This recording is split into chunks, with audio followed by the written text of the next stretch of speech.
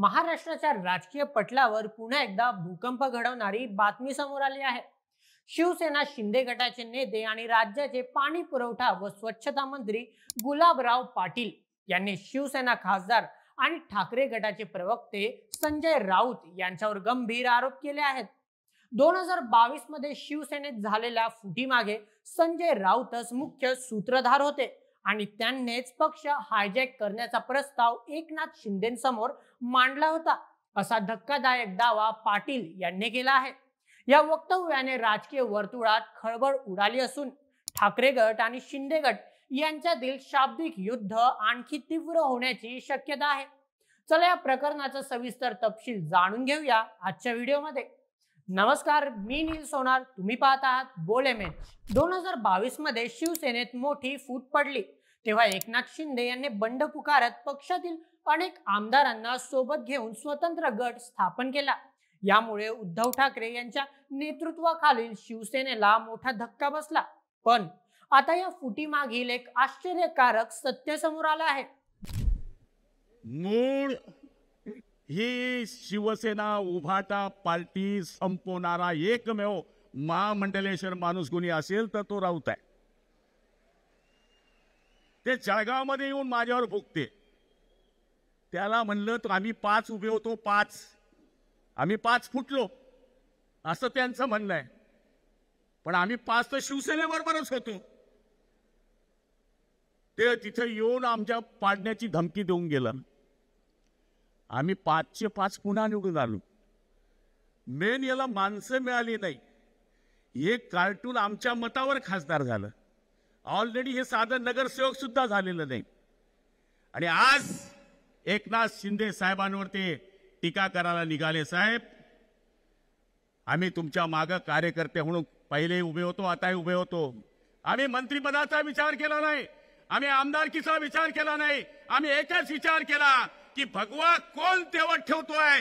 गुलाबराव पाटील यांनी जळगावात एका सभेमध्ये बोलताना सांगितलं, शिवसेना हायजॅक करण्याचा प्रस्ताव सर्वप्रथम संजय राऊत यांनीच एकनाथ शिंदेंसमोर ठेवला होता।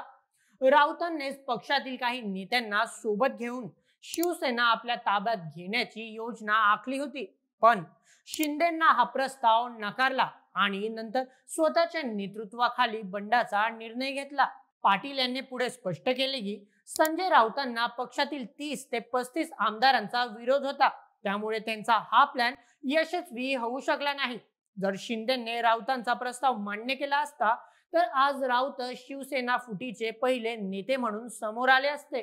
यापूर्वीही शिंदे गटाचे नेते शहाजी बापू पाटील यांनी असाच दावा केला होता।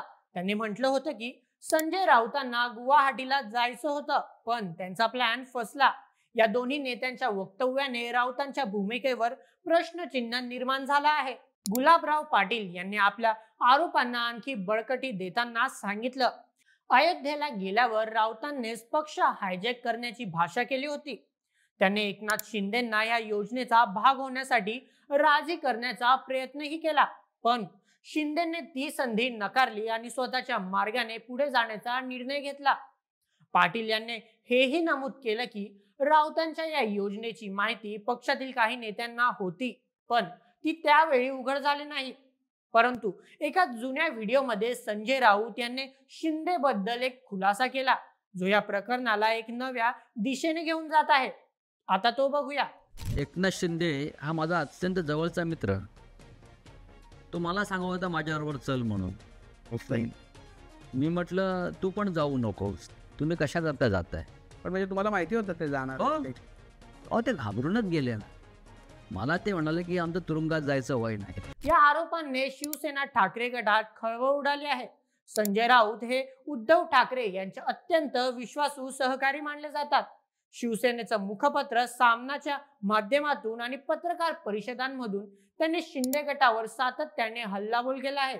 शिंदे गटातील नेत्यांना गद्दार आणि विश्वासघातकी अशी विशेषण लावणाऱ्या राऊतांवर आता स्वतःवरच असा गंभीर आरोप होणं ही ठाकरे गटासाठी मोठी डोकेदुखी ठरू शकते। या प्रकरणावर संजय राऊतांनी अद्याप कोणतीही अधिकृत प्रतिक्रिया दिलेली नाही। मात्र यापूर्वी त्यांनी शिंदे गटाच्या आरोपांना खोटं आणि बिनबुडाचं ठरवलं होतं। आता या नव्या गौप्यस्फोटानंतर राऊत काय उत्तर देतात ह्याकडे सगळ्यांचं लक्ष लागलेलं आहे. दुसरीकडे शिंदे गटाचे नेते ह्या आरोपांवर ठाम असून त्यांनी राऊतांना खुल्या चर्चेचं आवाहनही दिलं आहे. राजकीय विश्लेषकांच्या मते हा गौप्यस्फोट शिवसेनेतील अंतर्गत राजकारणाला नवं वळण देऊ शकतो. ठाकरे गट आणि शिंदे गट यांच्यात आधीच तीव्र वैर आहे.